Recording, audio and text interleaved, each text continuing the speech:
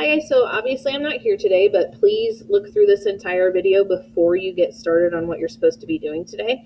The first thing you need to open is your quick write. And there's a small little paragraph about Joan of Arc, and then you have all these graphics down here at the bottom. And I want you to answer the question, how does this graphic in this section about Joan of Arc relate to what is written or clear up any information about her? Okay, tell me what these graphics actually do with the information given. So that's the first thing you're going to do with the quick write, and you can pull up my slideshow if you forget this question, okay, later on. Your objective for today is I can create a funny, sarcastic, informal tone in my paragraphs, and I can add a graphic that relates to my paragraphs. You're going to be successful today when you can change some of the words and phrases so that your tone is a little more informal and fun, and draw or find a graphic online that makes something you wrote in your paragraphs a little more clear. So that's how you're going to be successful today when you're sitting and you're working and you're doing those things. So you're going to open your additional chapter in Canvas. If you didn't do that on Tuesday, then you'll notice what it looks like here. It just looks like a normal page. The success criteria is here. So if you're like, what do I put on here? You just need to read what's in green off to the right. So it tells you what to put in those sections, okay? On Tuesday, you should have started inserting those paragraphs, but if you haven't, that's number one for today is transferring your timeline paragraphs to these additional chapters, okay? So what you're planning on today, if you're done with your chapters, is adding these graphics here, okay? So what's something in your paragraphs that could be used as a visual?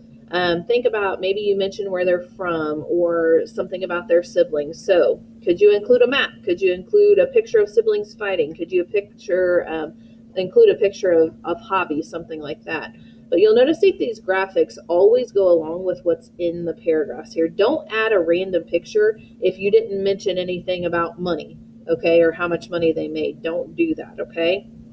You have to have at least one graphic. You should do no more than 3. Okay, that would be way too many to insert on the page. It would take up most of the page instead of being able to read about your paragraph, so no more than 3. And then your graphic can be drawn or found on the internet, either one. Okay, if you like to draw, in fact, these look like they were hand-drawn, which I think are funny and better. All you have to do is draw it out and then take a picture with your computer camera and then upload it to the document. So if that's an option that you want to go with, it's probably going to take a little bit longer, so you have nothing more to do today. So you might want to think about drawing and adding those in because it would make it a little more personable, I think. Then after you draw and insert your graphics, okay, so let me go through the steps again. Number 1, quick write. Number 2, finish your timeline. Number 3, transfer your timeline paragraphs to your additional chapter. And then finally, you want to proofread after you add your graphics and make your tone a little more funny, okay? So for example, I originally have my childhood paragraph here, and it says, as a child, he was athletic and loved to dance, but excelled in his studies. That seems a little formal, and I want to make it a little funnier. So I'm going to change this sentence to, which would help him win the hearts of all ladies in the future. Or I'm going to add it to that sentence so that it doesn't sound as formal, okay? Instead of saying, in 1501, Arthur died, well, what's another way of saying died, okay? Bit the dust.